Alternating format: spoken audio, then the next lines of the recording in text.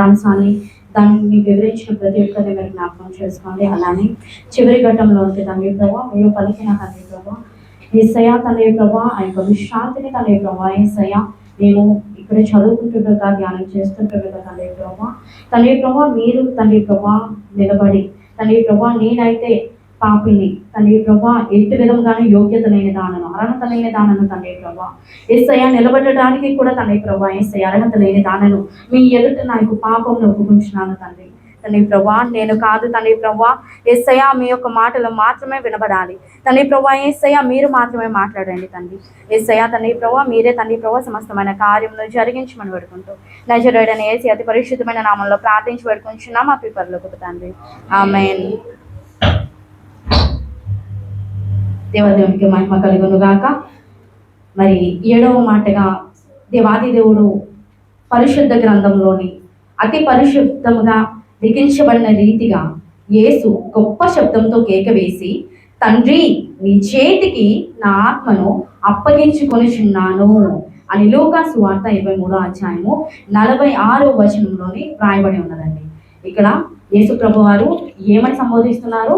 యేసు గొప్ప శబ్దంతో కేక వేసి ఆ టైంకి యేసు ప్రభు వారు ఉపవాసం ఉండి ఆ యొక్క శరీరం అంతా కూడా అంటే ఆ శరీరం అంతా కూడా ఆయన కృషించిపోయారు. లోపల ఎనర్జీ లేదు, ఫుడ్ ప్రాపర్గా లేదు.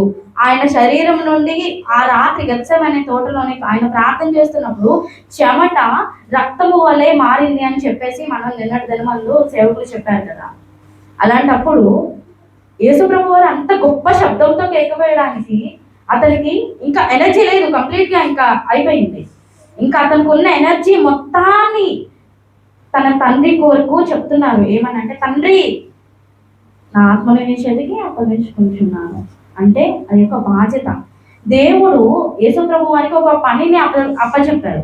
ఏంటి అంటే నీవు సర్వలోకానికి వెళ్ళి ఆ యొక్క రక్షణ భాగ్యంను మీరు అందించాలి కనుక మీ యొక్క రక్తము ద్వారాగానే సమస్తమైన మానవాళికి కూడా రక్షణ.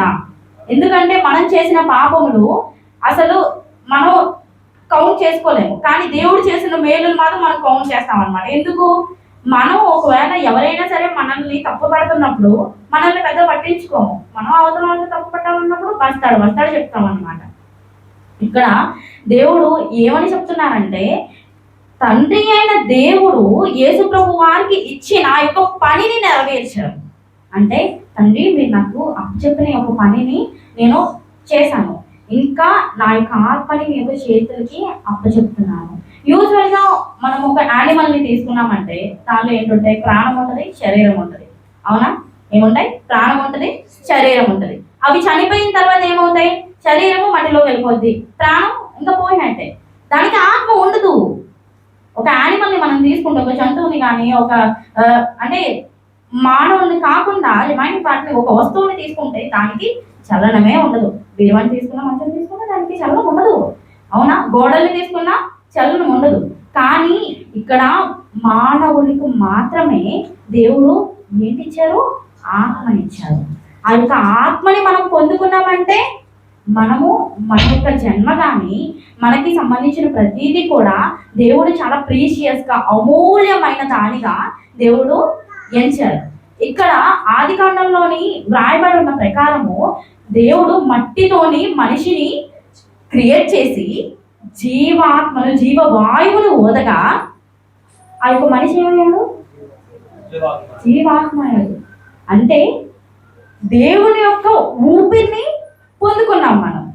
దేవుని యొక్క చేతుల ద్వారాగా క్రియేట్ చేయబడ్డాం. యానిమల్స్ని అది దేవుడు మాటతోనే క్రియేట్ చేశారు కదా. అలా మాటతోనే మనల్ని ఎందుకు క్రియేట్ చేయలేదు? ఎందుకంటే మనల్ని చాలా ఎక్కువగా మనల్ని ప్రేమిస్తున్నారు కనుక. ఇప్పుడు ఒక వస్తువును మనం కొనుక్కున్నామండి, 100 రూపాయల వస్తువు మనం కొనుక్కున్నాం అనుకోండి, దాన్ని మనం ఎంత విలువగా చూసుకుంటాం? ఒక 10,000 రూపాయల వస్తువు మనం కొనుక్కున్నాం అనుకోండి, ఎంత విలువగా చూసుకుంటాం? ఒకవేళ అదే 1,00,000 రూపాయల వస్తువు మనకు కొనుక్కున్నాం అనుకోండి, అదేమైనా ఐఫోన్ కానీ ఏదైనా సరే, అమ్మో జాగ్రత్తగా చూసుకోవాలి, వాటర్ వెళ్ళకూడదు, ఏంటది డస్ట్ పట్టకూడదు అని రోజుకి 10-20 సార్లు మనం దానికి క్లీన్ చేస్తాం. ఎందుకు? దాని యొక్క కాస్ట్ బట్టి మనం దానికి విలువిస్తున్నాం. కానీ దేవుడు మన యొక్క చేతులతో మనల్ని నిర్మించుకొని ఇంత చేసిన మనం ఏం చేస్తున్నాము? పాపం చేశాము. ఆయనకి అవమానకరమైన రీతిగా మనం పాపం చేశాము. అందుకు తండ్రి అయిన దేవుడు మానవుల ప్రతి ఒక్కరి పాపముల నిమిత్తము కూడా చెల్లించవలసిన రక్తము పరిశుద్ధమైన రక్తముగా ఉండాలి. కనుక మీరు లోకంలోనికి వెళ్ళి సువార్తని ప్రకటించి వారిని రక్షింపచేసి వారి అందరి పాపముల నిమిత్తము మీ యొక్క అమూల్యమైన రక్తము చెందించాల్సిన అవసరము ఉన్నది. ఆ పని దేవుడు యేసుప్రభు వారికి ఇచ్చారు. అందుకనే చిన్నప్పుడు చూడండి, యేసుప్రభు వారు ఏంటిది ఒక దేవాలయంలోకి వెళ్ళి బోధిస్తున్నప్పుడు తల్లిదండ్రులు వెతుకుతారు కదా, నేను నా తండ్రి పని మీద వచ్చానని మీరు ఎరగరా అని చెప్పి అప్పుడే చెప్తారు. ఎందుకు చిన్నపిల్లలకి ఎలా తెలుస్తుంది అని అనుకుంటున్నారా? ఎందుకంటే అతను చిన్నపిల్లవాడే, కానీ మన కంటికి దేవుని కంటికి ఎన్నుకోబడిన మన కొరకు మన యొక్క పాపాల నిమిత్తము పంపించబడిన కుమారుడు. ఇక్కడ యేసుప్రభు వారు గొప్ప కేక వేసి చెప్పిన మాటలు 7 మాటల్లో 3 మాటలు ఉన్నాయండి. దాన్ని మనం చూసుకున్నట్టయితే 4వ మాట మార్కు సువార్త 15వ అధ్యాయము 33వ వచనం, అలానే 6వ మాట యోహాను సువార్త 19వ అధ్యాయము 30వ వచనం, అలానే 7వ మాట. ఈ 7వ మాటని మొత్తం మనకి ఇచ్చిన పుస్తకాల్లోని కొత్త నిబంధనలో లిఖించబడిన 4 సువార్తల్లోని యోహాను గారు, మార్కు గారు, లోకా గారు, మత్తయి గారు ఒక్కొక్కలాగా మనకి చెప్పారు. అది ఎలా చెప్పారు అంటే అదొకసారి మనం చూద్దాము. మత్తయి సువార్త 27వ అధ్యాయము 50వ వచనంలో యేసు బిగ్గరగా కేక వేసి ప్రాణము విడిచెను. అలానే మార్కు సువార్త 15వ అధ్యాయము 37వ వచనంలో యేసు గొప్ప కేక వేసి ప్రాణము విడిచెను. లూకా సువార్త 23:46లో యేసు గొప్ప శబ్దంతో కేక వేసి తండ్రి నీ చేతికి నా ఆత్మను అప్పగించుచున్నాను. అలానే యోహాను సువార్త 19వ అధ్యాయం 30వ వచనంలో యేసు సమాప్తమైనదని చెప్పి తల వంచి ఆత్మని అప్పగించెను. ఇక్కడ మీరు గమనించినట్టయితే గొప్ప కేక వేసి అంటే అక్కడ యేసుప్రభు వారు ఎంత గట్టిగా కేక వేసి ఉంటారు. దేవా, మీరు నాకు అప్పగించిన పని అయిపోయింది. నేను వీరి కొరకు నా యొక్క రక్తమును, నా యొక్క దేహమును, వీటినన్నిటినీ కూడా వీరి కొరకు, ఈ యొక్క మానవుల కొరకు మీరు నాకు అప్పగించిన పని నేను దిగ్విజయంగా పూర్తి చేశాను. ఇంకా నా యొక్క ఆత్మను మీ యొక్క చేతుల మీద కప్పిస్తున్నాను. ఇక్కడ మనం చూసుకున్నట్టయితే ఆత్మని దేవునికి అప్పచెప్పారు, ప్రాణము విడిచారు, దేహము సమాధిలో పెట్టబడింది. అవునా? ఆత్మని ఇప్పుడు మనకి క్రియేట్ చేశారు దేవుడు, ఆత్మ జీవాత్మను ఇచ్చారని చెప్పేసి అన్నాను కదా. మనము ఇక్కడ ఈ లోకంలోని మన యొక్క కాలం అయిపోయిన తర్వాత మన యొక్క ఆత్మ దేవుని దగ్గరికి వస్తుంది, మన ప్రాణం విడిచిపెట్టేస్తాము. మన యొక్క దేహము దేవుడు మట్టితోనే సృష్టించారు కనుక మట్టిలోకి వెళ్ళిపోతుంది. అవునా? అయితే దేవుడు కూడా తన యొక్క ప్రియ కుమారుని విషయంలోని ఎంత కఠినంగా ఉన్నారో తెలుసా? ఒకసారి మనం చూసుకున్నట్టయితే సామెతల గ్రంథం ఒకసారి చూద్దామండి. సామెతల గ్రంథము 3వ అధ్యాయము 1వ వచనం చూసినట్టయితే నా కుమారుడా నా ఉపదేశమును మరువకము, నా ఆజ్ఞలను హృదయపూర్వకముగా గాయకునుము. ఎవరికి చెప్తున్నారు? నా కుమారుడా, మనకే చెప్తున్నారు. నా కుమారుడా నా యొక్క ఉపదేశములను మరువకము. అలానే 11వ వచనంలో చూసినట్టయితే నా కుమారుడా యెహోవా శిక్షను తృణీకరింపవద్దు, ఆయన గద్దింపునకు విసకవద్దు. తండ్రి తనకు ఇష్టడైన కుమారుని గద్దించు రీతిగా యెహోవా తాను ప్రేమించిన వారిని గద్దించి. నీకు ఇష్టడైన కుమారుడు ఎవరో తెలుసా? యేసయ్య. యేసయ్య ఏం చేశారు? తనకి ఇష్టమైన కుమారుని మన కొరకు గో, నా కుమారుడా నీకు ఈ పని అప్పచెప్తున్నాను, నువ్వు వాళ్ళ కొరకు వెళ్ళి ప్రాణాన్ని అప్పగించాలి. అది ఒక తండ్రి స్థానంలో ఉన్న వారికి అది చాలా ఈజీ థింగ్ అనుకుంటున్నారా మీరు? యూజువల్గా ఇప్పుడు యేసుప్రభు వారి దగ్గరికి పిల్లలు వచ్చినప్పుడు మనం చూసినట్టయితే యేసుప్రభు వారు వారి తల మీద చేతుల నుంచి ఆశీర్వదిస్తారు కదా. మార్కు సువార్త 10వ అధ్యాయం 16వ వచనంలో ఉంటుంది. చదివిస్తారా? 10వ అధ్యాయము 16వ వచనంలో చూసినట్టయితే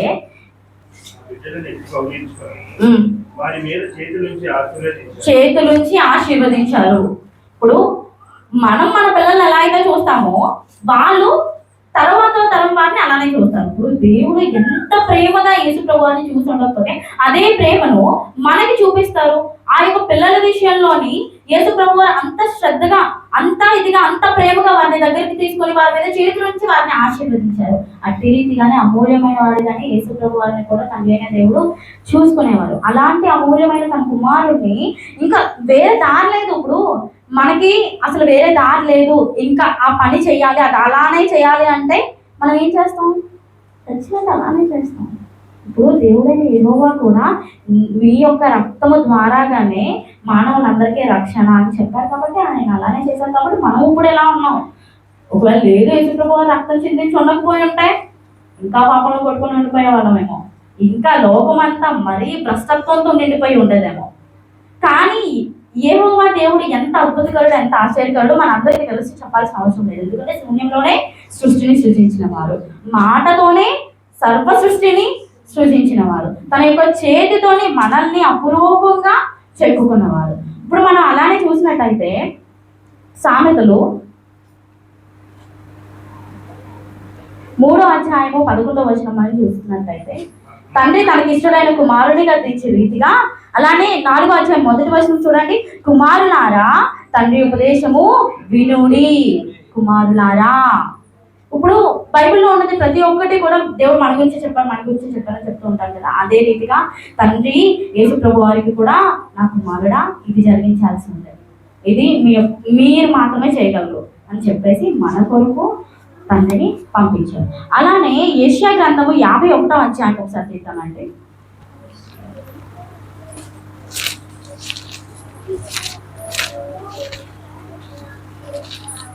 యెషయా గ్రంథము 51వ అధ్యాయము 15-16 వచనాల్లోని ఏమని రాయబడిందో ఘోషించినట్లు దాన్ని రేపు వాడలో నేనే, సైన్యములకు అధిపతి యెహోవా అని ఆయనకు పేరు. నేను ఆకాశంలో స్థాపించినట్లును భూమి పునాదులను వేయినట్లును నా జనము నీవే అని సీయోనుతో చెప్పినట్లును నీ నోట నా మాటలు ఉంచి నా కుడి చేతి నీడలో నిన్ను కప్పి ఉన్నాను. అంత బలమైన దేవుని యొక్క కుమారుడు మన కొరకు వచ్చారు. ఎంత ఎంత గొప్ప కుమారుడు అంటే, సముద్రము ఆ కెరటాలు లెగాలి అంటే లెగిస్తాయి అన్నమాట. ప్రతిదీ కూడా దేవుని యొక్క అండర్లో ఉంటది. కానీ విచిత్రం ఏంటంటే ఒకసారి మనమే దేవుని యొక్క అండర్లో ఉన్నాం. ఎందుకు? దేవా నువ్వు చెప్తే నేను వినాలా? దేవుడు ఎన్నిసార్లు గద్దించినా, ఒకసారి గద్దించారా వినాలి, వినం. రెండోసారి గద్దించారా వినాలి, వినం. మూడోసారి చెప్తారు, వాక్యం ద్వారా చెప్తారు, సేవకు ద్వారా చెప్తారు, అనేక మంది ద్వారా చెప్తారు, చిన్నపిల్లల ద్వారా కూడా దేవుడు మాట్లాడుతూ ఉంటారు. కానీ మనము దాన్ని చెవులు పెడతా ఉంటాం. అప్పుడు దేవుడు ఏం చేస్తారు? ఓటిగా వేస్తారు అనమాట. అయినా సరే వినలేదు అనుకోండి, ఈసారి మామూలుగా చెప్తారు. దేవుడు చెప్తున్న ప్రతి ఒక్క మాట కూడా అది దేవుడు చెప్తున్నాడని మనం ఆలకిస్తే అప్పుడు మనం నిజంగానే బాధపడతాం. ఇప్పుడు ఈ 7వ మాటలోని మనం చూసుకున్నట్టయితే దేవుడు మధ్యాహ్నం 3 గంటలకి ఆయన పలికిన మాటలు, అసలు మధ్యాహ్నం ఆ టైంలోని సాయంత్రం 3 గంటలకి దేవుడు ఆత్మను అప్పగించాల్సి వచ్చిందంటారా? అది బలి అర్పించే సమయం అంటే. యాజకులంతా బలి అర్పించి గట్టిగా ఓరవుతారంట. దేవుడు గట్టిగా ట్యాంక్ వేయడానికి కూడా ఒక అర్థం ఉంది. ఏంటనుకున్నారు? తండ్రి మీరు నాకు అప్పగించిన పనిని నేను చేశాను అని యాజకుల బోరలాగా దేవుడు కేక వేసి, యేసుప్రభువు కేక వేసి తండ్రికి చెప్తా ఉన్నారు అనమాట. ఇప్పుడు మనం అలానే ఇప్పుడు యూజువల్గా 7 మాటల గురించి మనం ధ్యానం చేసుకున్నాం కదా. 7 మాటల గురించి మాత్రమే ఎందుకు మనం ధ్యానం చేసుకున్నాము? ఎందుకంటే ఎవరైనా మనిషి అనుకోవాలంటే తన యొక్క లాస్ట్ విష్ ఏంటనేది తీర్చడానికి మనం తహతలాడుతూ ఉంటాం. తనకు ఇష్టమైన వారేంటి, ప్రేమించిన వారేంటి, అసలు ఏం చెప్తారు. కొంతమంది అయితే ఆస్తుల గురించి, వివరాల గురించి కనుక్కోవడానికి, లాస్ట్ వీలునామాలు ఏం రాస్తారు కనుక్కోవడానికి యూజువల్ గా వెళ్తారు. ఎవరికి పరమైన ఆలోచనలు అనమాట అవి. ఏంటది, బైక్ కొన్నారు అది ఎవరికి ఇస్తారు, బంగారు ముందు అది ఎవరికి ఇస్తారు, కారు ఉన్నాయి అది ఎవరికి ఇస్తారు అనే ఆలోచన ఏ పరమైన ఆలోచనలు అనమాట. కానీ తన్ని ప్రేమించేవారు కానీ ఆమెను ప్రేమించేవారు కానీ దేనికి వెళ్తారు? తన యొక్క లాస్ట్ మాటలు ఏమైతే ఉన్నాయో దాన్ని విందాం. ఎందుకంటే ప్రాణం విడిచిపెట్టిన తర్వాత ఆ యొక్క దేహము మొత్తం మంటిలోకి వెళ్ళిపోతే అది మళ్ళీ కూడా తిరిగి మాట్లాడలేదు. అందుకని చెప్పేసి చిన్నప్పటి నుండి మనతో ఉన్న పలానా వ్యక్తి, మనకి గైడ్ చేసిన పలానా వ్యక్తి తన యొక్క లాస్ట్ విషయం ఏంటి అనేది మనం తీరుద్దాం అని అనుకుంటాం. అలానే 7 మాటల్లోని 7వ మాటగా దేవుడు చెప్తున్న యొక్క ప్రత్యేకమైన విశ్రాంతి గురించి వచ్చిన మాట, తండ్రి నేను నా యొక్క ఆత్మను నీ యొక్క చేతికి అప్పగించుకుంటున్నాను అని చెప్పేసి తండ్రి అయిన దేవునికి యేసు ప్రభు వారు తన యొక్క ఆత్మను అప్పగించి ప్రాణం విడిచిపెట్టారు. నీ కొరకు కదా, నా కొరకు కదా. అసలు 7 మాటలు మనం ఎందుకు ధ్యానించుకుంటున్నాం? ఆయన అసలు చనిపోయిందే మన కొరకు, ఆయన అసలు కొరడా దెబ్బలు కొట్టబడిందే మన కొరకు, మన పాపముల నిమిత్తమే, మన తలంపుల నిమిత్తం మొండ్ల కిరీటం. యూజువల్గా మనకేంటి, వజ్రాల కిరీటం, బంగారం కిరీటము, అంటే వెండి ఇలాంటి వాటిని శ్రేష్టమైన వాటిగా మనం భావిస్తాం. కానీ యేసు ప్రభు వారు శ్రేష్టమైన దానికి దేనించుకున్నారు? మొండ్ల కిరీటం. పెట్టంగానే బ్లడ్ అలా వచ్చేస్తూనే ఉంది. అవునా? కొరడా దెబ్బలు మనకు శరీరంతో చేసిన పాపంలో, మన యొక్క తలంపులతో చేసిన పాపంలో, వీటన్నిటి కొరకు ఆయన శిక్షని అనుభవించుతూనే ఉన్నారు. యూజువల్గా అంటే సిలువలోని వేలాడి తీసినప్పుడు అటో పక్క దొంగ ఇటో పక్క దొంగ ఉన్నారు కదా, వాళ్ళు చేసిన దొంగతనమే. అయినా సరే వాళ్ళని తాళ్ళతోనే వేలాడి తీశారు. యేసు ప్రభువారికి ఎంత వేసి కొట్టి, అవునా, ఆయన్ని సిలువ మీద వేలాడదీసి ఇదంతా చాలదన్నట్టు మళ్ళీ ఉన్నారా లేదా అని పక్కలో ఒక పల్లెకు పోదు. ఎంత గౌరవం కదా అసలు. మన ఆలోచనలు కానీ మన యొక్క తలంపులు కానీ కొన్నిసార్లు అతి రీతిగానే ఉంటాయి. మనం ఇప్పుడు ఎలా ఉంటాం కానీ ఏంటది పాచంకాయ పులుపులాగా ఎక్కడో దగ్గర లోపల చెమట ఉంటుంది. ఎంత మనం దేవుడు బలపడుతున్నా సరే అవిశ్వాసం అనేది, ఇగో నేను ఇప్పుడున్నా తెలుసా, నువ్వు స్వస్థపరుస్తారని చెప్పి చావులు చెప్తున్నారా, నువ్వు బాగుపడిపోతావని చెప్పి చావులు చెప్తున్నారా, ఇన్ని రోజులు బాగాలేదు కదా, ఇప్పుడు ఎలా బాగుపడిపోతావు నువ్వు? కొట్టాలన్నమాట. ఆడ ఉంటాడు పక్కన, ఆడికి ప్రార్థనొచ్చు, వాక్యం తెలుసు. నువ్వు ఆ వాక్యం చెప్పావంటే నీకు రివర్స్ కూడా కౌంటర్ వేస్తున్నాడు. అవును కదా, ఇది కూడా నిజమే కదా, సర్లే ఎప్పుడైనా ప్రార్థన చేసుకున్నావు, తర్వాత ప్రార్థన చేసుకున్నావు, ఇంకా అక్కడ అవాయిడ్ చేసావా అంటే ఇంకా విస్తారమైన పని వల్ల నువ్వు ప్రార్థన చేయడం మానేస్తావు. అందుకనే మొదటి ప్రేరేపణ, మొదటి యొక్క ప్రాధాన్యత దేవుడికి ఇవ్వాలి. యేసు ప్రభు వారు తండ్రికి ఇచ్చారు. తండ్రి ఇచ్చిన మాటను నెరవేర్చాలంటే అసలు యేసయ్య ఆ యొక్క మాటని కానీ ఎంత రెస్పెక్టబుల్ గా తీసుకున్నారండి. ఈ దేవుడు ఇచ్చిన శిక్షను యూజువల్గా మనం ఏం తీసుకుంటాం? అమ్మా, ఇప్పుడు లోకంలోనే ఒక నాన్న ఉంది, మా పిల్లలు మాలాగా కష్టపడకూడదు. దర్జీలు పీజీల వరకు చదివిస్తున్నారు, అవునా? కూలి పనులు చేసుకున్నారు, పోలీసుల వరకు చదివిస్తున్నారు, లాయర్ల వరకు చదివిస్తున్నారు, అవునా? కానీ ఇక్కడ ఏమంటే యూజువల్గా మన ఇల్లు లోపల ఆలోచించే రీతిగా మా పిల్లలు మన కష్టం నేర్చుకోవడం చెప్పేసి ఇల్లు కొంటున్నారు, ఇల్లే ఇంకా వాళ్ళకి కష్టమే తెలుస్తుంది. కానీ అలాంటిది తండ్రి అయిన దేవుడు అంతా యేసు ప్రభువారిని నీ కొరకు నాకకి ఎంత ప్రేమిస్తున్నారండి అసలు, అవునా?